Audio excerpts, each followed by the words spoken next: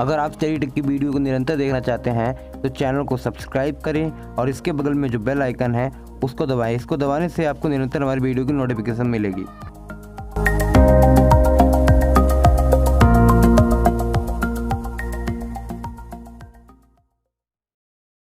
Hello students, आपका स्वागत है स्टडी टेक एकेडमिक में। दोस्तों, आज की इस वीडियो में बात करने जा रहे हैं शीत युद्ध का दौर पार्ट 2। इसका पहला पार्ट दोस्तों हमने बना दिया है और अगर आपने नहीं देखा तो आई बटन पे जाके देख लीजिए। और दोस्तों, वीडियो शुरू करने से पहले आपसे निवेदन है कि अगर आपने स्टडी टेक एकेडमिक को सब्सक्राइब नहीं किया तो सब्सक्राइब करें और बेल आइकन जरूर दबाएं। तो चलिए दोस्तों, पार्ट 2 को शुरू करते हैं। पहले पार्ट में हमने बहुत सारी चीजों का अध्ययन पहले से ही कर लिया है। इस पार्ट में दोस्तों हम शीत युद्ध के दायरे, जो कि हमारा नेक्स्ट टॉपिक है, उसके बारे में चर्चा करेंगे। दोस्तों, शीत युद्ध के दायरे, इसका आशय ऐसी स्थिति से है जब युद्ध हुए या युद्ध होने की संभावना हो लेकिन बातें ज्यादा हद तक ना बढ़े। यानी कि शीत युद्ध का दायरा मतलब यह है कि युद्ध होने की स्थिति आ जाए और युद्ध भी थोड़े झड़पे हो जाए, उसी को दोस्तों कहते हैं शीत युद्ध के दायरे। एक शुरुआती में यानी कि एक हद तक लगे कि युद्ध हो ही चुका है, बातें बहुत ज्यादा बढ़ जाए। और इसका उदाहरण दोस्तों कुछ है, जैसे कोरिया युद्ध। कोरिया में 1950 से 1953, बर्लिन में 1958 से 1962, कॉन्गो एक देश है 1960 में। यहाँ पर छोटी मोटी झड़पें हुई थी और ऐसा लग रहा था कि सोवियत संघ और अमेरिका आमने सामने हो जाएंगे और एक बहुत बड़ा युद्ध हो जाएगा। लेकिन दोस्तों, युद्ध नहीं हुआ। ये जितने भी मैंने आपको बताए हैं, ये कोरिया, बर्लिन, कॉन्गो, ये छोटे से युद्ध थे, लेकिन ये बड़े युद्ध तक नहीं आ पाए, ये बताया गया है। दोस्तों, कोरिया, वियतनाम और अफगानिस्तान में जनहानि हुई लेकिन परमाणु युद्ध नहीं हुआ। यानी कि मतलब झड़पें हुई थी, जनहानि मतलब लोग भी मृत हुए, मतलब मारे गए, लेकिन परमाणु युद्ध नहीं हुआ।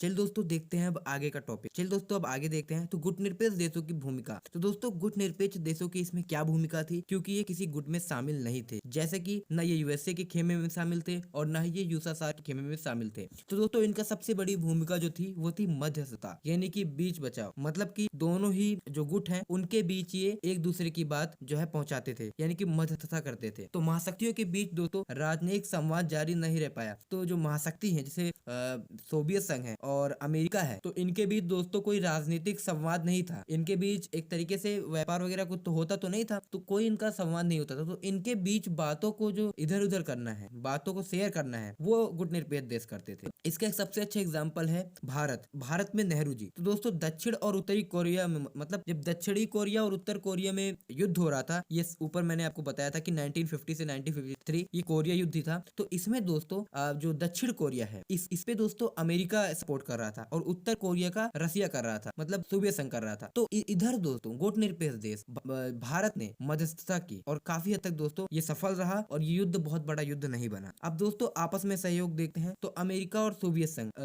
आप धीरे धीरे दोस्तों जैसे समय बढ़ा तो बहुत ज्यादा परमाणु हथियार बन के तैयार हो चुके थे। बहुत ज्यादा भारी मात्रा में एटॉमिक वेपन्स तैयार हो गए। तो जरूरत ये थी कि अगर थोड़ा सा भी छोटा मोटा ही परमाणु बम यूज हो जाता तो दुनिया तबाह हो सकती है, इतना ज्यादा था। तो क्या हुआ कि अमेरिका और सोवियत संघ ने सहयोग दिया इसमें और बहुत सारे अपने जो परमाणु और अन्य हथियार थे उनका विनाश किया, समाप्त किया, उन्हें हथियारों को सीमित किया और समाप्त किया। बहुत सारे परमाणु हथियारों को मतलब समाप्त किया। अस्त्र नियंत्रण, हथियार पर संतुलन। तो एक कानून आया अस्त्र नियंत्रण, या फिर एक ये आया, इस पे दोस्तों हथियार पर संतुलन, जो इनका हथियार है बहुत ज्यादा इन्होंने परमाणु बना रखे हैं, उस पे संतुलन शुरू किया गया। तो पहला प्रयास सन 1960, तो 1960 के दशक यानी कि इस समय काल में जो अस्त्र नियंत्रण वाले कानून है ये बनना शुरू हुए। दोनों पक्षों में 3 समझौते हुए, यानी कि यूएसएसआर और यूनाइटेड स्टेट ऑफ अमेरिका के बीच 3 समझौते हुए। और समझौतों में दोस्तों यही था कि अपने जो हथियार उनको सीमित करें, दोनों सीमित करें, सिर्फ एक देश नहीं। तो परमाणु परीक्षण प्रतिबंध संधि और परमाणु परोक्षोपास्त्र परिसीमन संधि और परमाणु प्रसार संधि, ये 3 संधि थी, इनको आप देख सकते हैं। जिसमें दोस्तों एक एंटी बैलिस्टिक मिसाइल ट्रीटी ये भी थी कि एंटी बैलिस्टिक मिसाइल ट्रीटी जो भी है, ये सारी चीजें थी, ये संधियां हुई। और इनका दोस्तों अस्त्र परिसीमन के लिए वार्ताओं में कई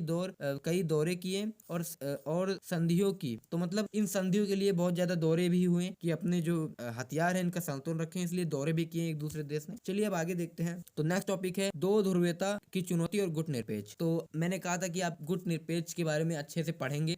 तो दोस्तों गुटनिरपेक्ष क्या है, मैंने आपको बता दिया था कि जब जो देश नव स्वतंत्र हुए थे उस समय काल में, जब गुट शुरू हुए थे, नाटो में कोई गुट जाना चाहता था, कोई वार्सा में जाना चाहता था, उस वक्त कुछ नव स्वतंत्र देश हुए थे जिन्होंने अपना एक गुट बनाया था और उन्होंने कहा था कि हम किसी गुट में नहीं रहेंगे, हम एक नया गुट बनाते हैं जिसका नाम है गुटनिरपेक्ष। ये किसी गुट में इसका जाना नहीं है और इसके बहुत ज्यादा सिद्धांत है, वो सब आगे पढ़ेंगे। तो इसका दोस्तों पहला सम्मेलन 1961 में बेलग्रेड में हुआ और इसमें 25 सदस्य देश थे, 25 देश, यानी उस वक्त गुट निरपेक्ष आंदोलन में जुड़े इस तीसरे गुट में। 2006 में दोस्तों हवाना क्यूबा में 14वां मतलब ये सम्मेलन हुआ। तो इस गुट में दोस्तों 116 सदस्य हैं और 15 पर्यवेक्षक देश शामिल हैं। तो आप ये देख सकते हैं। अब दोस्तों क्या नहीं है, तो इसके बारे में कुछ चीजें हैं जो समझनी जरूरी है। तो यह तीसरा गुट नहीं है। पहली बात तो ये इस गुट का कहना है कि ये कोई तीसरा गुट नहीं है, बल्कि दोस्तों जो ये गुट वाली व्यवस्था है जैसे नाटो, वार्सा, इनको समाप्त करने के लिए बना है। ये इसको समाप्त करना चाहता है। ये दुनिया में तटस्थता की नीति नहीं है। मतलब कि ऐसा नहीं है कि ये इसमें जो देश शामिल हैं गुट निरपेक्ष आंदोलन में, ऐसा वो नहीं है कि वो दुनिया से उन्हें कोई मतलब नहीं है, बल्कि वो सक्रिय भागीदार है। यानी कि अगर कोई कुछ गलत करेगा तो उस पर वो बोलेंगे। यानी कि अगर नाटो कुछ गलत कर रहा है तो ऐसा नहीं है कि इनका जो आंदोलन है इनका कोई किसी से मतलब नहीं, ये उस पर भी बोलेंगे। वार्सा कुछ कर रहा है, वार्सा संधि से कोई देश कुछ कर रहा है और सोवियत संघ कुछ कर रहा है तो उस पर भी ये बोलेंगे। ये परस्पर सक्रिय है। विश्व को लोकतांत्रिक एवं न्यायपूर्ण बनाना इस गुट निरपेक्ष आंदोलन का एक और मोटिव है कि ये लोकतांत्रिक एवं न्यायपूर्ण, मतलब कि विश्व में लोकतांत्रिक एवं न्यायपूर्ण ये सब चीजें लाना चाहता है। विश्व ज्यादातर लोकतांत्रिक हो, ज्यादातर देश वहां पर न्यायपूर्ण व्यवस्था बनी रहे। अब तटस्थता की नीति पालन करने वाले देश हैं वो युद्ध में शामिल ना हो, इसका पालन करें। गुट निरपेक्ष का अर्थ पृथकतावाद नहीं है। तो पृथकतावाद मतलब दोस्तों ऐसा नहीं है कि वो किसी से, वही जो मैंने स्टार्टिंग में बताया कि ऐसा नहीं है कि कुछ भी हो रहा है दुनिया में हमें उससे कोई मतलब नहीं है। नहीं, कोई गलत चीज हो रही है तो उस पर बोलने का पूरा सक्रिय भागीदारी उसमें करेगा। यही दोस्तों पृथकतावाद का यही अर्थ है दोस्तों, थमा हुआ। तो ये गुट निरपेक्ष थमा हुआ नहीं है, ये गलत चीजों पे बोलेगा और अपने विचार जो है वो हर वक्त साझा करेगा। कई कारणों से दोस्तों गुट निरपेक्ष देश युद्ध में शामिल हुए, युद्ध को टालने का काम किया, युद्ध के अंत के लिए प्रयास किया गया। जैसे दोस्तों गुट निरपेक्ष में बहुत सारे देश है, हमारा भारत भी शामिल है।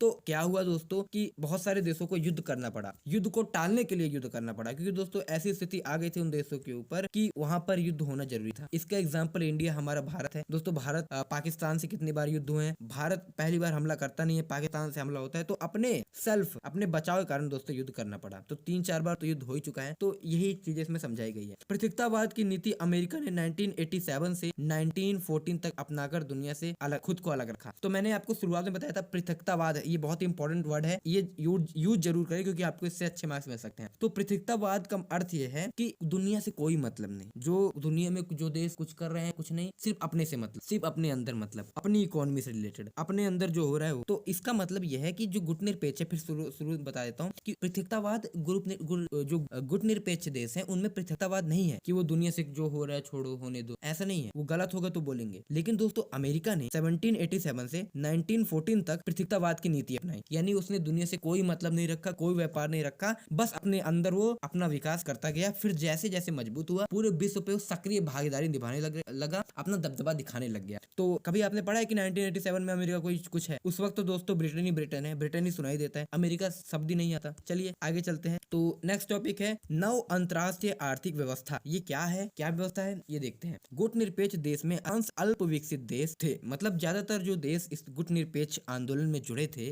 वो अधिकतर अविकसित देश थे और 9 स्वतंत्र देश थे। इन देशों को आजाद देशों का दर्जा मिल चुका था। दोस्तों इनकी मुख्य चुनौती क्या थी इन देशों की? आर्थिक विकास, जनता को गरीबी से उबारने के लिए आत्मनिर्भर होना, क्योंकि ये धनी देशों पर निर्भर थे। तो गाइस सबसे पहले मैं सिंपली आपको इसको बता दूं, अपने भारत के बारे में ले लेते हैं। हमारा भारत भी गुट निरपेक्ष में शामिल था और 1940 में अपने भारत में कैसी स्थिति थी आपको पता है? 1949 में आर्थिक उन्नति हमारी बहुत नीचे थी, जनता लगभग बहुत ज्यादा गरीब थी और यहाँ पढ़े लिखे कितने कम लोग थे, मतलब लिटरेसी रेट तो 35%, बहुत ही पीछे थे। और हम दोस्तों दूसरे देशों पे निर्भर थे। हो सकता है दोस्तों कोई देश हमारे ऊपर कब्जा कर ले। हमारा दोस्तों जो भी मतलब ज्यादातर इंपोर्ट होता था रसिया से होता था, वो भी जो चीजें मिलती थी वो भी सड़ी गली मिलती थी। तो ऐसा समय था, तो हमें दोस्तों अपने देश को उस वक्त आत्मनिर्भर बनाना था। तो फिर ये चुनौतियां थी हमारे देश की, तो इन पर फिर गुलाम होने का खतरा था। मैंने बताया ना कि अगर हमारी इकोनॉमी, हमारी जरूरत किसी दूसरे देश पे निर्भर होगी तो हो सकता है वो हमें हथियाने की सोचे, तो गुलाम होने का खतरा था। तो इस कारण नव अंतरराष्ट्रीय आर्थिक व्यवस्था की धारणा को जन्म दिया गया। क्या है ये नव अंतरराष्ट्रीय आर्थिक व्यवस्था, इसको आगे देखते हैं। तो 1972 में संयुक्त राष्ट्र संघ के व्यापार और विकास से संबंधित सम्मेलन अकाटांड, मतलब कोई जगह है अंगटांड, वहां पर हुए थे, जिसको कहते हैं toward a new trend policy for development. दोस्तों ये व्यापार का सम्मेलन था, वो है। तो सबसे पहले इसमें मैंने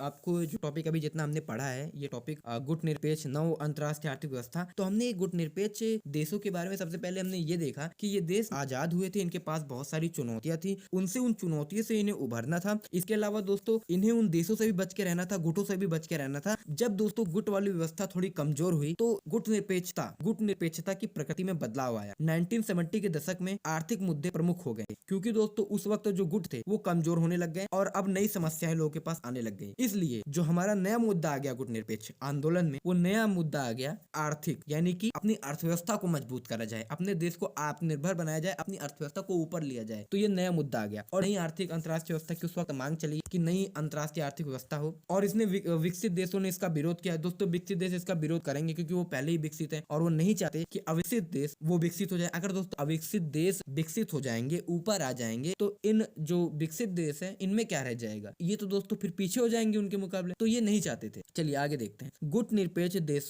विरोध के बीच एकता बनाने में जी तोड़ मेहनत कर रहे थे। और दोस्तों गुट निरपेक्ष देश इस तीखे विरोध के बीच, जब पूरी दुनिया अविकसित देश जो इतने जब दोस्तों विकसित देश जो इतने मजबूत हैं वो इन गुट निरपेक्ष देशों का विरोध कर रहे थे और इनकी नीति के खिलाफ थे जो ये मांग रहे थे, तो जरूरी था कि ये गुट निरपेक्ष देश आपस में एकता बनाए कि हम अविकसित हैं, हमें आगे बढ़ना है साथ। तो ये चीजें कर रहे थे। लेकिन दोस्तों अभी तक कोई नई अंतर्राष्ट्रीय आर्थिक व्यवस्था की मांग पूरी नहीं हुई है, अभी नीति नहीं आई है। दोस्तों सबसे पहले मैं आपको ये बता देता हूँ, गुट निरपेक्ष देशों में भी बहुत विवाद है। जो कुछ देश हैं उनका आपस में विवाद है, वो तो चलता ही रहता है। इसलिए दोस्तों ये चीजें जो एकता कोशिश तो होती है पर अभी उतना अच्छा एकता नहीं बन पाती है। फिर भी दोस्तों काफी देशों के बीच एकता अच्छी है। चलिए दोस्तों अब हम भारत और शीत युद्ध देखते हैं, जो कि हमारा एक लास्ट टॉपिक है और ये बहुत ही जरूरी टॉपिक है। दोस्तों सबसे पहले मैं ये जानना जरूरी है कि भारत की क्या भूमिका थी। तो दोस्तों गुट निरपेक्षता से भारत को फायदा, तो इससे भारत को क्या फायदा वो सबसे पहले ये देख लेते हैं। दोस्तों गुट निरपेक्षता की नीति को अपनाकर गुलाम होने से बचा और 9 स्वतंत्र देशों में को भी बचाया। दोस्तों भारत को कहा जाता है दोस्तों इसने अपने आप को गुलाम होने से बचाया, उन शक्तियों का, चाहे जैसे सोवियत संघ है और यूनाइटेड स्टेट ऑफ अमेरिका है, इनकी शक्तियों से बचा। इसके अलावा दोस्तों भारत ने अन्य देशों को भी बचाया। इसके अलावा भारत अंतर्राष्ट्रीय फैसले स्वतंत्र और अपने हितों को ध्यान में रखकर ले सका। दोस्तों जब हमारा एक नए गुट में है, हमारा देश एक मतलब गुट ही मान लीजिए, गुट निरपेक्ष आंदोलन एक अलग जगह पर है, उस चीज में नहीं है, तो वो अंतर्राष्ट्रीय फैसले स्वतंत्र होकर लेगा, क्योंकि भारत एक बड़ा देश है और ये इसके पास कैपेसिटी है कि ये बहुत ऊपर जा सकता है। तो रसिया मतलब सोवियत संघ चाहता है कि ये भी हमारे गुट में शामिल हो, अमेरिका चाहता है कि ये भी हमारे गुट में शामिल हो। तो अगर रसिया कुछ उल्टा हमें बोलेगा, हमारे इंडिया को, मान लीजिए सोवियत संघ कुछ बोलेगा इंडिया को, तो अमेरिका हमें अपने में मिलाने की कोशिश करेगा। अगर अमेरिका भारत को उल्टा बोलेगा तो रसिया मिलाने की कोशिश करेगा, सोवियत संघ मिलाने की कोशिश करेगा। तो इसका ये मतलब है कि भारत जो है इस अपने जो फैसले है वो स्वतंत्र रूप से लेगा। वो जब अपने फैसले स्वतंत्र रूप से लेगा तो उसका मानना पड़ेगा, कोई उसका विरोध जल्दी नहीं कर पाएगा। ये फायदा था। इसके अलावा दोस्तों भारत अपने हित, यानी कि अपने जो उसके हित से रिलेटेड है, जो उसके फायदे से रिलेटेड है, वैसे फैसले ले सकता है।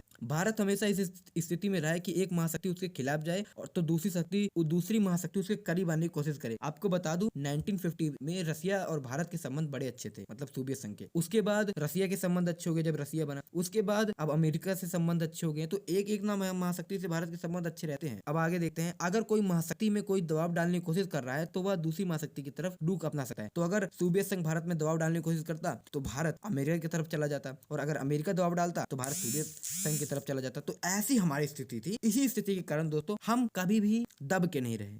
दोनों गुट भारत को लेकर ना तो बेफिक्र हो सका और ना ही धौस जमा सका। तो दोनों जो गुट हैं जो मैंने आपको बताया, वो ये चाहते तो थे कि मतलब भारत को ले सके अपने में, लेकिन ना वो ले सके, और जब ले नहीं सके तो धौस भी नहीं जमा सके। तो ये फायदा रहा। तो चलिए दोस्तों अब टॉपिक लगभग कंप्लीट हो चुका है। अब एक चीजें देख लेते हैं जो कि बहुत इंपॉर्टेंट है, गुट निरपेक्षता की भारत की नीति और उसकी आलोचना। तो भारत ने गुट निरपेक्ष देशों में क्या अपनी नीति बनाई थी, कैसे वो चल रहा था, और कई आलोचनाएं हैं, उस पर चर्चा करेंगे।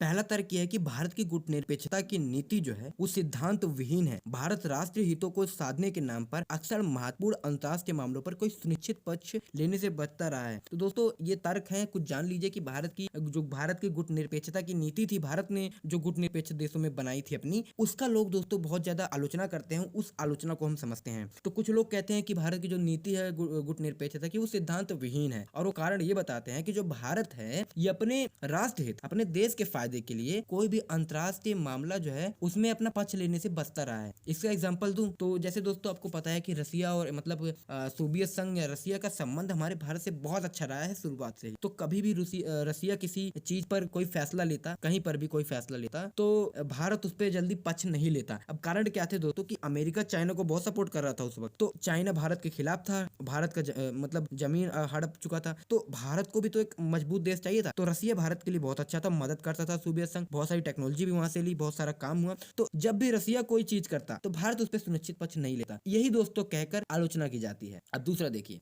सन 1971 के अगस्त में सोवियत संघ के साथ सोवियत संघ के साथ अपनी मित्रता की संधि पर हस्ताक्षर किए। भारत के व्यवहार में स्थिरता नहीं है, ये गुट निरपेक्षता के खिलाफ है। भारत सोवियत संघ में शामिल था। तो बहुत सारे आलोचक ये कहते हैं कि 1971 में अगस्त के समय में जब सोवियत संघ और भारत ने एक संधि पर हस्ताक्षर किए। अब दोस्तों ये संधि कैसी थी कि अगर भारत पे हमला होगा तो सोवियत संघ पे हमला माना जाएगा, ऐसी कोई संधि थी। तो इस पे जब हमला मतलब हस्ताक्षर हुए तो बहुत सारे लोग थे, उन्होंने आलोचना की कि भारत सोवियत संघ में शामिल है, सीधा ये बोल दिया। और ये कहा कि भारत के व्यवहार में स्थिरता नहीं है, ये गुट निरपेक्षता की नीति का पालन नहीं है, ये खिलाफ है, ऐसा कहते हैं। तो अब इसमें भारत का तर्क हम सब कहते रहेंगे, हम सुनते रहेंगे। तो भारत का क्या तर्क है कि दोस्तों बांग्लादेशी संकट के समय राजनयिक और सैनिक सहायता की जरूरत थी और संधि उसे यूएस से अन्य देशों से अच्छे संबंध बनाने से नहीं रोक सकती। तो जो उन्होंने तर्क दिया, भारत ने कहा कि उनको राजनयिक और सैनिक सहायता की जरूरत थी बांग्लादेश वॉर में, जो बांग्लादेश आजाद हुआ, आपको पता है पाकिस्तान और ये सब हुआ था, आप जानते हैं। तो उसमें दोस्तों भारत को ये सब चीजें चाहिए थी, ये भारत का भी युद्ध हो गया था, तो उसके लिए उन्हें भारत ने कहा कि मिलिट्री सपोर्ट के लिए ये सब किया। और उन्होंने भारत ने ये भी साफ कर दिया कि जो ये संधि हुई है इसमें ये नहीं लिखा है कि हम अमेरिका से बेकार संबंध रखेंगे, हम हर देशों से अच्छा संबंध चाहते हैं, मतलब ये सारी बातें कहीं। तो ये भारत का अपना एक स्टैंड था। तो दोस्तों इस वीडियो में इतना ही, पूरा चैप्टर लगभग कंप्लीट हो चुका है और अन्य चैप्टर्स भी दोस्तों जल्दी मैं सोचूंगा बनाने का। और अगर आपको दोस्तों ये वीडियो पसंद आए तो वीडियो को लाइक करें, चैनल को सब्सक्राइब करें, अपने स्टूडेंट्स, अपने दोस्त जो भी आपके क्लासमेट हैं उनको भी शेयर करें, ताकि दोस्तों वो भी इसका अध्ययन आसानी से कर सके। धन्यवाद दोस्तों आपका वीडियो देखने के लिए।